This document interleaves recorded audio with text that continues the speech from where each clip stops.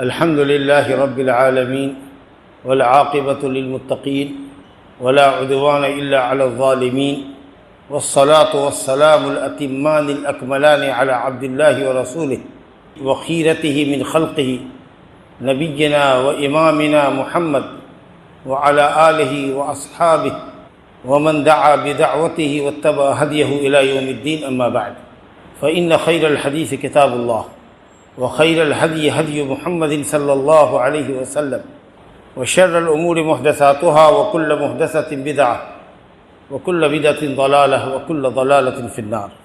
أعوذ بالله من الشيطان الرجيم. وما أرسلنا من قبلك من رسول إلا نوحي إليه أنه لا إله إلا أنا فاعبدون.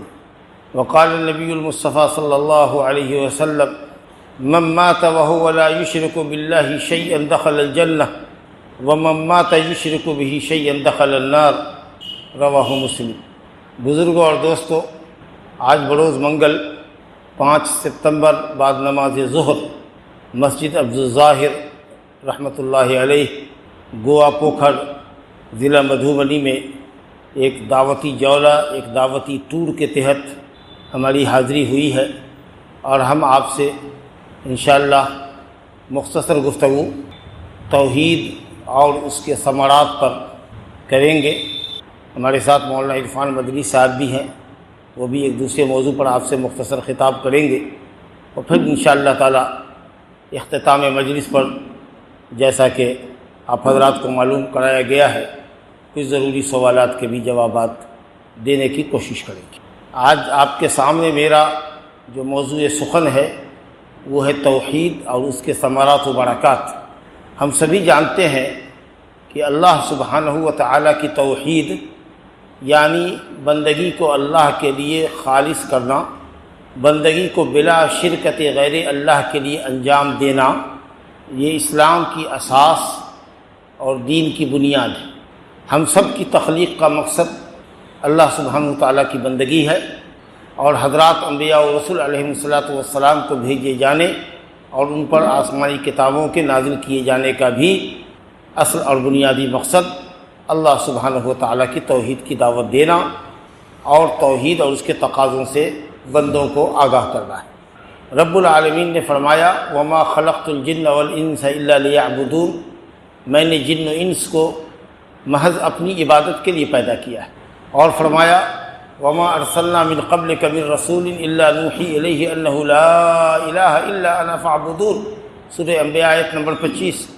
اللہ فرماتا ہے کہ اے نبی، ہم نے آپ سے پہلے جتنے رسول بھیجے الا نوحی الیہ، مگر سب کی طرف یہی وحی کی، اللہ نے یہی پیغام اتارا کہ اللہ کے سوا کوئی عبادت کے لائق نہیں، اس لیے بندے صرف اللہ کی عبادت کریں. اسی مضمون کو اللہ رب العالمین نے سورہ نحل آیت نمبر 36 میں بیان فرمایا ہے وَلَقَدْ بَعَثْنَا فِي كُلِّ أُمَّةٍ رَسُولًا أَنِ اعْبُدُوا اللَّهَ وَاجْتَنِبُوا الطَّاغُوتَ فَمِنْهُمْ مَنْ هَدَى اللَّهُ وَمِنْهُمْ مَنْ حَقَّتْ عَلَيْهِ الضَّلَالَةُ. ہم نے ہر امت میں کوئی نہ کوئی رسول بھیجا، ہر امت میں، ہر جتھے میں، ہر قوم میں، ہر گروہ میں ہم نے کوئی نہ کوئی رسول بھیجا. غرض کیا تھی رسولوں کے بھیجنے کی؟ ان اعبدوا اللہ، کہ وہ حضرات انبیاء و رسول یہ اعلان کر دیں کہ اے لوگو صرف اللہ کی بندگی کرو. واجتنبوا الطاغوت، اور طاغوت سے اجتناب کرو. طاغوت ہر وہ چیز اللہ کے سوا جس کسی کی عبادت کی جائے اور وہ اپنی عبادت سے راضی بھی ہو. بہت سارے لوگوں کی عبادت کی جاتی ہے، حضرت عیسیٰ کی عبادت کی جاتی ہے، حضرت عزیر بڑے عالم تھے یہودیوں میں، ان کی عبادت کی جاتی ہے.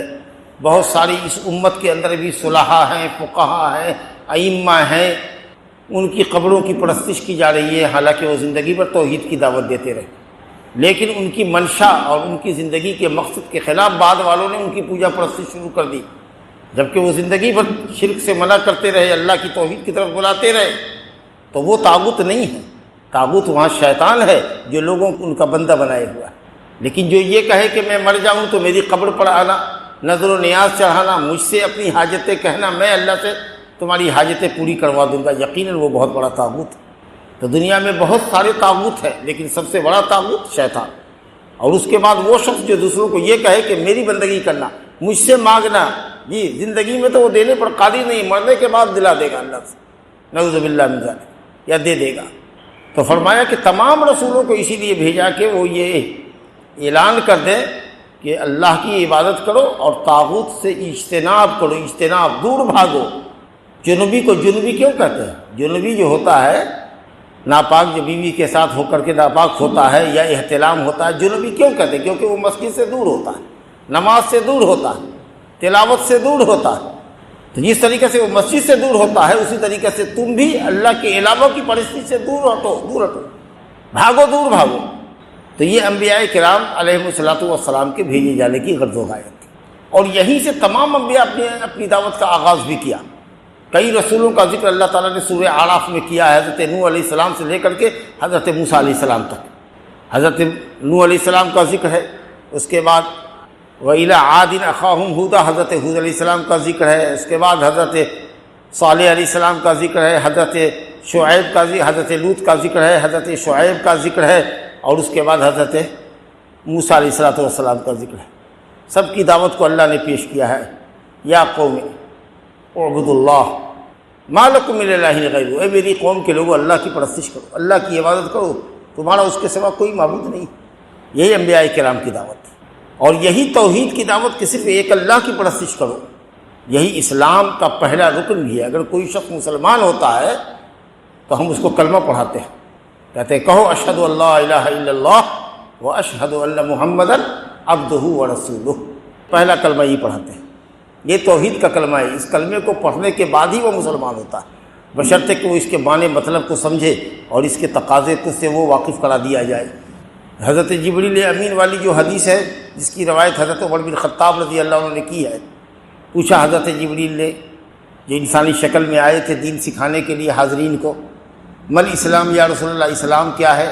تو نبی صلی اللہ علیہ وسلم نے اسلام کے 5 ارکان بیان کیے۔ پہلی چیز بیان کی ان تشہد اللہ الہ الا اللہ وان محمد رسول اللہ۔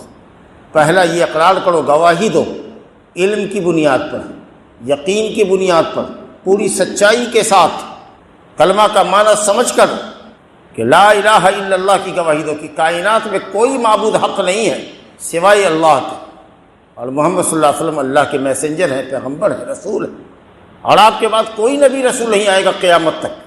اللہ نے اس بات کو بھی واضح کر دیا ہے، ما کان محمد ابا احد من رجالکم ولکن رسول اللہ وخاتم النبیین، سورہ احزاب آیت نمبر 40 میں، کہ محمد صلی اللہ علیہ وسلم تم میں سے کسی کے باپ نہیں ہے، مرد کے، تم میں سے کسی مرد کے باپ نہیں ہیں، لیکن ہاں وہ اللہ کے رسول ہیں اور نبیوں کا سلسلہ ختم کرنے والے ہیں۔ نبی سے اونچا مقام رسول کا ہوتا ہے، جب نبی ہی نہیں آئے گا تو رسول کہاں سے آئے گا؟ گویا آپ صلی اللہ علیہ وسلم کی شریعت آخری شریعت ہے، اور آپ کے بعد یہ دعوت دین کا کام دین کے امت کے علماء اور فضلاء انجام دے رہے ہیں، کوئی نبی نہیں آئے گا، یہ شریعت قیامت تک باقی رہنے والی۔ تو جب تک آپ اس بات کی گواہی نہیں دے دیتے کہ کائنات میں اللہ کے سوا کوئی معبود حق نہیں ہے، جس کی بھی پرستش کی جا رہی ہے، جہاں بھی جس شکل میں کی جا رہی ہے، وہ سب کے سب پاکھنڈی ہیں، سب کے سب باطل ہے، اور عبادت کے لائق صرف اللہ ہے، اور محمد صلی اللہ علیہ وسلم اللہ کے آخری نبی اور رسول ہیں، آپ کے بعد کوئی نبی رسول نہیں ہوگا، اس وقت تک آپ مسلمان نہیں ہوتے۔ جب پورے علم، یقین اور سچائی کے ساتھ یہ گواہی آپ دے دیتے ہیں، تب اسلام کا دوسرا رکن آپ پر آتا ہے، وَتُقِيمُ الصَّلَاةَ، نماز قائم کرو، زکوٰۃ فرض ادا کرو، رمضان المبارک کا روزہ رکھو، اور حج بیت اللہ کرو، جو زندگی میں ایک مرتبہ فرض ہے استطاعت رکھنے والے شخص پر۔ یہ 5 اسلام کے ارکان ہیں، اس میں پہلی چیز، پہلا رکن اشہد ان لا الہ الا اللہ و اشہد ان محمد رسول اللہ، توحید کا اقرار، اس کے بغیر کوئی مسلمان ہی نہیں ہو سکتا۔ اور اسی کی خاطر نبی صلی اللہ علیہ وسلم نے جنگیں لڑی، جنگ حکومت حاصل کرنے کے لیے نہیں، ملکوں پر راج کرنے کے لیے نہیں، اللہ کی توحید کی خاطر، کہ کائنات اللہ نے بنائی ہے، اس میں حکومت اللہ کی ہونی چاہیے، پرستش اللہ کی ہونی چاہیے۔ فرمایا گیا امرت ان اقاتل الناس حتی یشہدوا ان لا الہ الا اللہ وانی رسول اللہ، مجھے حکم دیا گیا ہے کہ میں قتال کروں لوگوں سے، ان لوگوں سے جو اس بات کی گواہی نہیں دیتے کہ کائنات کا معبود حقیقی، کائنات کا خالق اور مخلوق کی بندگی کا مستحق ایک اکیلا اللہ ہے، جب تک وہ اس بات کی گواہی نہیں دیتے اور محمد صلی اللہ علیہ وسلم کی رسالت کی گواہی دے دیتے، مجھ کو اللہ کا رسول نہیں مانتے، اس وقت تک مجھے حکم ہوا ہے کہ میں جنگ کروں، مجھے حکم ہوا ہے کہ میں لوگوں سے قتال کروں، یہاں تک کہ وہ گواہی دے کہ اللہ کے سوا کوئی معبود نہیں اور میں اللہ کا رسول۔ اور بعض روایت میں ہے وہ یقیم الصلاۃ و یؤتوا الزکوٰۃ، نماز قائم کرے اور زکوٰۃ جن پر اوپر فرض ہے وہ زکوٰۃ بھی دے۔ اگر ایسا کرتے ہیں تب ان کا خون، ان کا مال، ان کی جان محفوظ ہو جائے گی، یعنی وہ مسلمان ہو گئے۔ اور اگر دل میں کفر چھپائے ہوئے ہیں، بظاہر کلمہ پڑھ رہے ہیں، نماز بھی پڑھ رہے ہیں، روزہ بھی رکھ رہے ہیں، زکوٰۃ بھی دے رہے ہیں، لیکن نعوذ باللہ دل میں اللہ رسول کے لیے عداوت چھپائے ہوئے ہے، تو دل کا حال تو اللہ بہتر جانتا ہے، وہ قیامت کے دن اللہ اس کا حساب لے گا۔ لیکن اگر کوئی مسلمان اسلام کا کلمہ پڑھنے کے باوجود کہ ہم نماز نہیں پڑھیں گے، کوئی کہے ہم نماز تو پڑھیں گے لیکن ہم زکوٰۃ نہیں دیں گے، جیسا حضرت ابوبکر صدیق رضی اللہ عنہ کے زمانے میں کچھ لوگ پیدا ہو گئے، انہوں نے زکوٰۃ کا انکار کر دیا، تو خلیفہ وقت نے ان سے قتال کیا۔ حضرت عمر فاروق رضی اللہ عنہ کہتے تھے کلمہ پڑھتے ہیں، ان سے آپ کیسے قتال کیجیے گا، وہ تو لا الہ الا اللہ محمد رسول اللہ پڑھتے ہیں۔ کہا کہ آپ نے نہیں دیکھا کہ نبی صلی اللہ علیہ وسلم نے فرمایا الا بحق الاسلام، مگر اسلام کے کسی حق کا انکار کرے، اسلام کے کسی حق کی مخالفت کرے تو قتال کیا جائے گا۔ کیا زکوٰۃ اللہ کا حق ہمارے مالوں پر نہیں ہے جس طرح نماز اس کا حق ہماری جانوں پر ہے؟ کہا ہاں یہ تو ہے۔ کہا تو زکوٰۃ کا انکار کرتے ہیں، ان سے قتال کریں گے۔ الحمدللہ حضرت عمر کہتے ہیں کہ اللہ نے میرا سینہ کھول دیا حضرت ابوبکر کے قول کے لیے، دلیل سامنے آ گئی، اور تمام صحابہ باتفاق متفق ہو کر کے مانعین زکوٰۃ سے، جنہوں نے زکوٰۃ سے انکار کیا تھا، ان باغیوں سے، ان مرتدوں سے جنگ اور قتال کیا۔ بہرحال تو یہ چیزیں ہیں۔ تو پہلی چیز جو اسلام کی ہے، جس کے بغیر کوئی مسلمان نہیں ہو سکتا، جب تک وہ کلمے کا اقرار نہ کر لے اور رسول اللہ صلی اللہ علیہ وسلم کی رسالت کی گواہی نہ دے، اس وقت تک نماز، روزے، حج اور زکوٰۃ کی عملاً ادائیگی کا اس سے مطالبہ نہیں کیا جا سکتا ہے۔ تو یہ کلمہ توحید کا ہے۔ اور یہ دیکھیے اتنی اہم دعوت ہے کہ انبیاء کرام نے اپنے اپنے بچوں کو مرنے کے وقت بھی اسی بات کی نصیحت کی۔ حضرت ابراہیم خلیل اللہ علیہ الصلوۃ والسلام جو ابو الانبیاء ہیں، ان کے بعد تمام انبیاء اور رسول انہی کی اولاد میں آئے۔ حضرت ابراہیم خلیل اللہ علیہ الصلوۃ والسلام اور ان کے پوتے حضرت یعقوب علیہ الصلوۃ والسلام کے تعلق سے اللہ نے ذکر کیا سورہ بقرہ میں، وَوَصَّىٰ بِهَا إِبْرَاهِيمُ بَنِيهِ وَيَعْقُوبُ يَا بَنِيَّ إِنَّ اللَّهَ اصْطَفَىٰ لَكُمُ الدِّينَ فَلَا تَمُوتُنَّ إِلَّا وَأَنتُم مُّسْلِمُونَ۔ اے میرے بیٹو، حضرت ابراہیم اپنے بیٹوں سے کہہ رہے ہیں، بیٹے پوتوں سے کہہ رہے ہیں، اور حضرت یعقوب جو ان کے پوتے ہیں ابراہیم علیہ الصلوۃ والسلام کے، حضرت یعقوب علیہ السلام اپنے بیٹوں سے کہہ رہے ہیں، یا بنیا، اے میرے بیٹو۔ کتنا پیار ہے، کیسی نصیحت ہے۔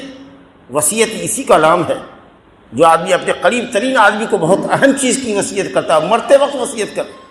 اللہ نے تمہارے لیے ایک دین چنا ہے، ایک دین پسند کیا ہے۔ ان اللہ اصطفیٰ لکم الدین، وہ دین کیا ہے؟ دین اسلام ہے، جو توحید کا دین ہے، اللہ کی پرستش کا دین ہے، اللہ کے احکام کی بجاوری کا دین ہے، اللہ اور اس کے رسول کی احکام کی بجاوری کا دین ہے۔ وہ دین اللہ نے تمہارے لیے پسند کیا ہے۔ فلا تموتن الا وانتم مسلمون، ہرگز نہ مرنا مگر اس حال میں کہ تمہاری موت اسلام کی حالت میں آئے، یعنی مرتے دم تک اسلام پہ قائم رہنا، پوری زندگی اسلام پر قائم و دائم رہنا۔ یہی وہ کلمہ حق ہے جس کی اللہ تعالیٰ نے تاکید فرمائی ہے، اور اہل توحید کو اللہ تعالیٰ اسی کلمہ حق پر ثابت رکھتا ہے۔ یثبت اللہ الذین آمنوا بالقول الثابت فی الحیات الدنیا وفی الآخرہ۔ اللہ تعالیٰ ایمان والے کو قول حق کے ذریعے ثابت رکھتا ہے، یعنی کلمہ توحید پر ثابت رکھتا ہے، وفی الآخرہ، اور آخرت میں بھی ثابت قدم رکھے گا۔ سب سے پہلا سوال جو کسی مردے سے قبر میں پوچھا جاتا ہے وہ کیا ہوتا ہے؟ من ربو کا، تمہارا رب کون ہے؟ تو جو مومن ہوتا ہے وہ کہتا ہے ربی اللہ، میرا پیدا کرنے والا، میرا خالق، میرا پالن ہار اللہ تھا جو ایک اکیلا معبود تھا۔ پہلا سوال ہے قبر کا۔ حضرت معاذ بن جبل انصاری رضی اللہ عنہ کو نبی صلی اللہ علیہ وسلم نے جب یمن کا معلم گورنر بنا کر کے بھیجا، حاکم بنا کے بھیجا، تو کہا وہاں جا رہے ہو سب سے پہلی دعوت کس چیز کی دو گے؟ بخاری مسلم کی روایت ہے، حضرت عبداللہ بن عباس رضی اللہ عنہ سے روایت ہے، کہا فَلْيَكُنْ أَوَّلَ مَا تَدْعُوهُمْ إِلَيْهِ شَهَادَةَ اللَّهِ إِلَٰهَ إِلَّا اللَّهُ۔ پہلی دعوت جس کی طرف تم لوگوں کو بلاؤ گے وہ یہ ہوگی کہ لوگ گواہی دیں کہ اللہ کے سوا کوئی معبود نہیں۔ اس بات کا تو سب اقرار کرتے تھے کہ اللہ ہی نے کائنات بنائی، زمین و آسمان بنایا، چاند ستارے بنائے، پورے آسمان زمین اور آسمان اور زمین کے اندر جو چیزیں ہیں اوپر میں یا زمین کے نیچے 7 طبق کے اندر آسمان میں اور آسمان کے اوپر جتنی چیز ہے، چھوٹی سے چھوٹی اور بڑی سے بڑی، سب کا موجد، عدم سے وجود میں لانے والا ان چیزوں کا کون ہے؟ اللہ سبحانہ و تعالیٰ، وہی خالق ہے۔ اس کے اوپر تمام مشرکین ہر زمانے میں متفق ہیں۔ سب کا رازق اللہ ہے، سب کا مالک اور مدبر اللہ ہے، کائنات کی تدبیر اللہ چلاتا ہے۔ جب یہ سب اللہ کرتا ہے تو پرستش کے لائق کون ہونا چاہیے؟ وہ جس نے آپ کو پیدا کیا، وہ جو آپ کو روزی دیتا ہے، وہ جو آپ کا حیات و موت کا مالک ہے، وہ جو کائنات چلاتا ہے۔ اگر اس کا حکم ہو جائے تو دنیا کہو بالا ہو جائے۔ پرستش کس کی ہونی چاہیے؟ اسی کی جس نے ہم کو پیدا کیا ہے۔ اگر تم سمجھتے ہو کہ اللہ کے علاوہ بھی کوئی تمہارا خالق ہے اور اللہ کے علاوہ بھی تم کو کوئی آسمان سے روزی دیتا ہے، کوئی ہے جو آسمان سے بارش برسائے اور زمین سے غلے اگائے، تو ٹھیک ہے، اس کی پرستش کر لو۔ لیکن اگر تمہارا پیدا کرنے والا اللہ ہے، تم کو روزی دینے والا اللہ ہے اور کائنات کا نظام چلانے والا اللہ ہے، تو پرستش کے لائق بھی اللہ ہی۔ تو یہ بات تو فطرت میں داخل تھی لوگوں کی، اس میں اختلاف نہیں تھا اللہ کے خالق مالک رازق ہونے۔ اور یہ کہ اللہ تعالیٰ کے پاکیزہ نام اور اچھے نام اور بلند صفات ہیں جس میں وہ کسی مخلوق کے مشابہ نہیں ہے۔ لیس کمثلہ شیء وہو السمیع البصیر، اللہ کے جیسا کوئی بھی نہیں، اس کی کوئی مثال نہیں دے سکتے۔ اور اللہ نے جو نام اور جو صفات اپنے لیے ثابت کیے ہیں ان کے اوپر ایمان لانا ہے، اس کی کوئی کیفیت نہیں، کوئی مثال نہیں دینی، اور نہ ہی اللہ کی کسی صفت کا انکار کرنا ہے۔ یہ باتیں بھی مشرکین کی یہاں موجود تھی۔ جو اختلافی چیز تھی وہ یہی کہ بزرگان دین کو اللہ کی بندگی میں شریک کرتے تھے، کچھ نذر و نیاز چڑھا دیتے تھے، کچھ جانور کا ذبیحہ چڑھا دیتے تھے، ان کے ذریعے، مردوں کے ذریعے، اموات کے ذریعے، اپنے قوم کے صالحین کے ذریعے اللہ سے مدد چاہا کرتے تھے۔ یہی شرک تھا ان کا، اور اسی شرک میں آج یہ امت مبتلا ہو گئی، جس سے منع کرنے کے لیے تمام انبیاء اور نبی صلی اللہ علیہ وسلم نے توحید کے تمام پہلوؤں کو اجاگر کر دیا، یہاں تک کہ اتنا اجاگر کیا اور شرک کے اتنے چور دروازوں کو بند کر دیا، سارے چور دروازوں کو، کہ اگر کسی نے یہ کبھی کہا کہ یا رسول اللہ جو اللہ چاہے اور آپ چاہیے، تو آپ نے کہا کہ تم نے یہ کہہ کر کے اللہ کا شریک کر دیا ہم کو، اللہ کے برابر کر دیا ہم کو، یہ کہو کہ صرف اللہ چاہے۔ آج ہما شما کے لیے ہم لوگ بولتے ہیں اللہ چاہے اور آپ چاہیے تو ہمارا کام ہو جائے گا، یا کہتے ہیں اوپر ہمارے لیے اللہ ہے، نیچے تو آپ ہی ہیں۔ سوچیے، نبی آخر الزمان صلی اللہ علیہ وسلم کو کہنے والا کہہ رہا ہے کہ اگر اللہ چاہے اور آپ چاہیے نبی، تو آپ نے کہا جعلتنی للہ ندا قل ما شاء اللہ وحدہ، تم نے اللہ کا نظیر، اللہ کا ہمسر گردان دیا، اللہ کے ہم پلہ گردان دیا ہم کو۔ ارے کہو کہ وہی ہوگا جو صرف اللہ چاہے گا۔ اور ایک حدیث میں ہے کہ اگر کہہ نہیں ہے تو کہو اللہ چاہے پھر آپ چاہیے، کہ کسی کا چاہنا تبھی ہوگا جب تک اللہ چاہے، جب تک اللہ نہ چاہے گا کوئی نہ چاہے گا، سمجھ لیں گے؟ لیکن اعلیٰ درجے کی توحید یہ ہے کہ یہ کہو ماشاء اللہ وحدہ، صرف اللہ چاہے۔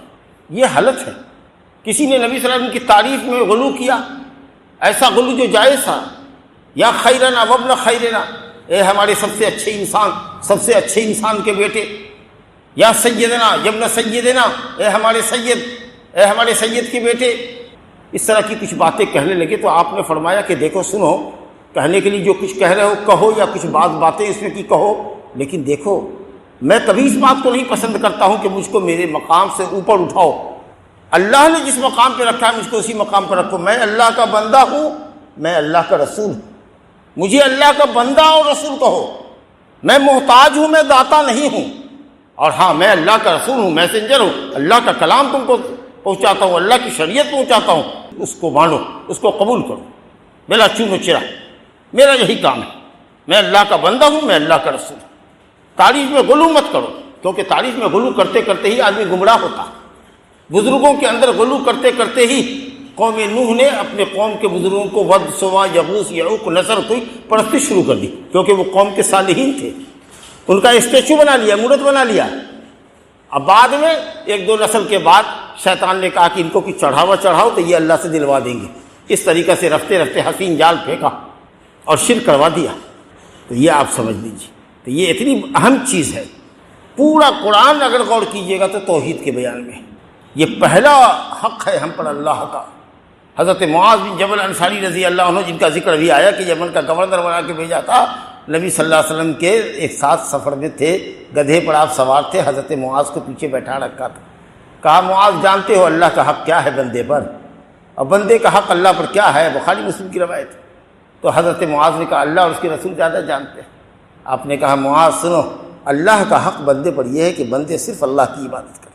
اگر بندوں نے اللہ کا یہ حق ادا کر دیا، پورے اخلاص کے ساتھ، پوری سچائی کے ساتھ عبادت کو اللہ کے لیے خالص کیا، تو اللہ نے بندوں کا حق اپنے ذمہ یہ لگایا ہے کہ ایسے بندوں کو وہ عذاب نہ دے۔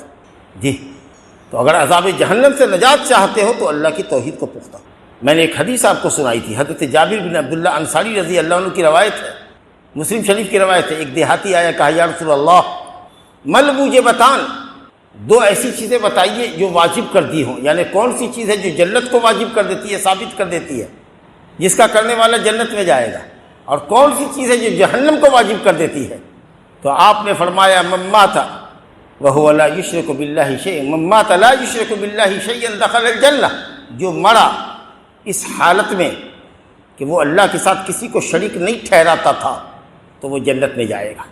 جو مرا اس حالت میں کہ وہ اللہ کے ساتھ کسی کو شریک نہیں ٹھہراتا تھا، اللہ کی توحید پر قائم تھا، وہ جنت میں جائے گا۔ یہ نہیں کہا کہ پہلے جائے گا کہ بعد میں جائے گا۔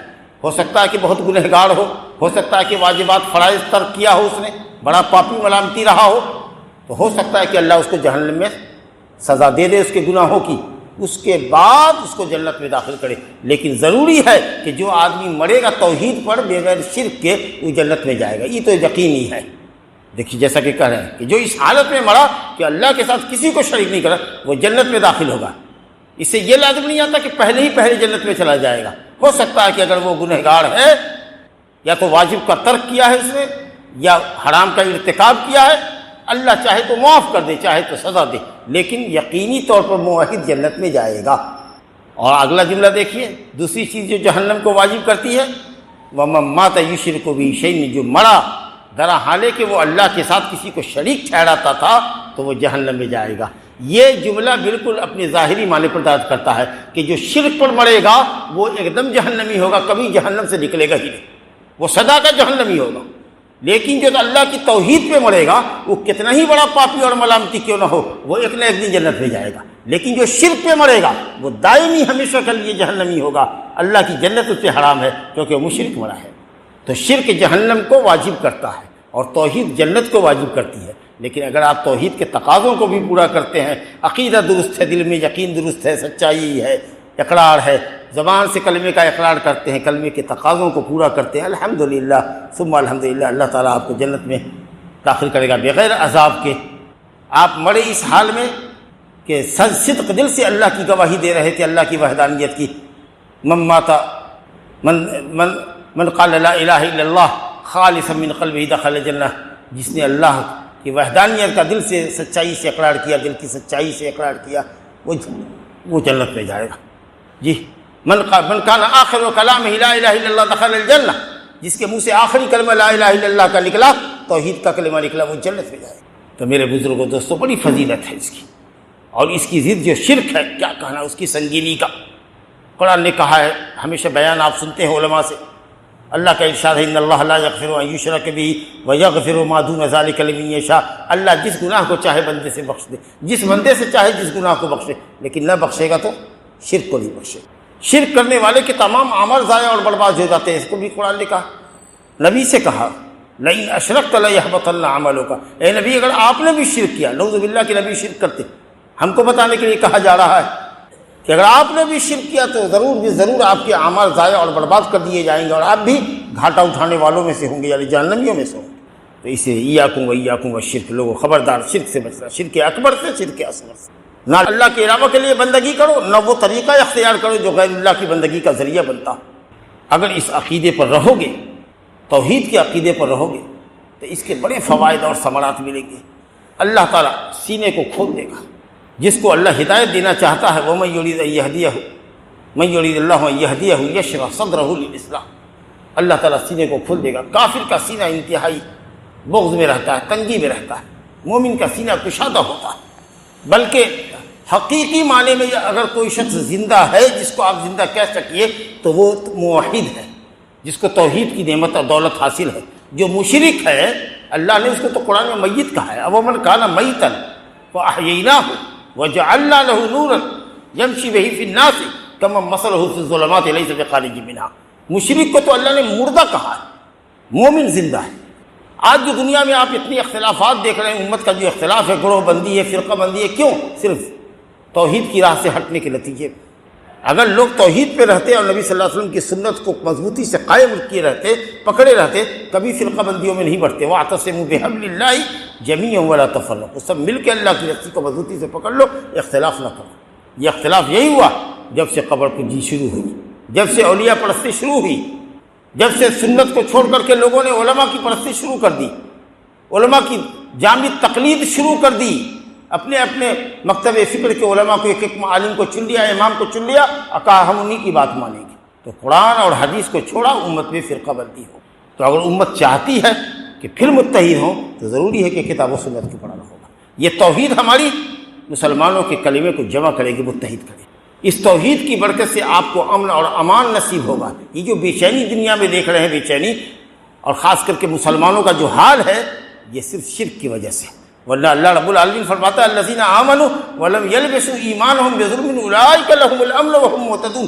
جو مسلمان، جو مومن ہے، مشرک نہیں ہے، شرک نہیں کرتا ہے، تو ہم اس کے لیے امن اور ہدایت رکھے ہوئے ہیں، اللہ اس کو امن اور ہدایت نصیب فرمائے گا۔ تو اگر امن نہیں آپ کو حاصل ہے، اطمینان آپ کو حاصل نہیں ہے، اس کا مطلب یہ کہ آپ مومن موحد نہیں ہے، نام کا مسلمان ہے، کام آپ کا مشرکانہ ہے۔ وزن میں تم ہو نصارہ تو تمدن میں ہنود، یہ مسلمان ہیں جنہیں دیکھ کے شرمائے یہود، یہ حالت ہے ہماری۔ تو اطمینان اور سکون حاصل ہوگا توحید سے۔ اسی طریقے سے اللہ تعالیٰ نے بڑے خوشنما وعدے کیے ہیں کہ مسلمانوں، اور تاریخ گواہ ہے کہ تقریباً 1000 سال تک دنیا کے سینے پر مسلمانوں نے راج کیا، 1000 سال تک۔ اس کے بعد ملک مسلمانوں سے چھنتا چلا گیا۔ کیوں؟ اس لیے کہ ہم نے شرک کیا۔ اللہ کہتا ہے وعد اللہ الذین آمنوا منکم وعملوا الصالحات لیستخلفنہم فی الارض، سورہ نور کی غالباً آیت نمبر 56 ہے۔ اللہ نے ایمان والوں سے وعدہ کیا ہے، اے ایمان والوں اگر نیک عمل کرتے رہے تو ہم تم کو زمین کی بادشاہت عطا فرمائیں گے، اور تمہارے دین کو غالب کر دیں گے، اور تمہارے خوف کو امن سے بدل دیں گے۔ جس خوف و دہشت کے ماحول میں تم جی رہے ہو، اللہ کہتا ہے اس کو امن سے بدل دیں گے۔ شرط کیا ہے؟ زمین میں خلافت دے دیں گے، تمہارے دین کو مضبوط کر دیں گے، تمہارے خوف کو امن سے بدل دیں گے۔ یہ سارا فائدہ کب ملے گا؟ یعبدوننی لا یشرکون بی شیئا، بس شرط یہ کہ صرف ایک اللہ کی پرستش کرو، اللہ کے ساتھ کسی کو شریک نہ ٹھہراؤ۔ دیکھا آپ نے کتنا نفس کو اطمینان ہوتا ہے ایک موحد کو اللہ پر۔ آپ کبھی سوچا ہے آپ صرف ایک اللہ کی پرستش کرتے، ایک مالک کا حکم مانتے ہیں؟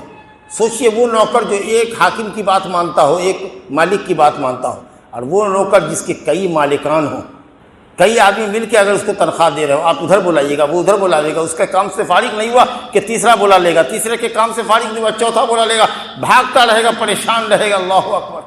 وہی مشرک کا حال ہے۔ اللہ نے کہا ضرب اللہ مثلا رجلا فیہ شرکاء متشاکسون ورجلا سلما لآخر ورجلا سلما لرجل هل یستویان مثلا۔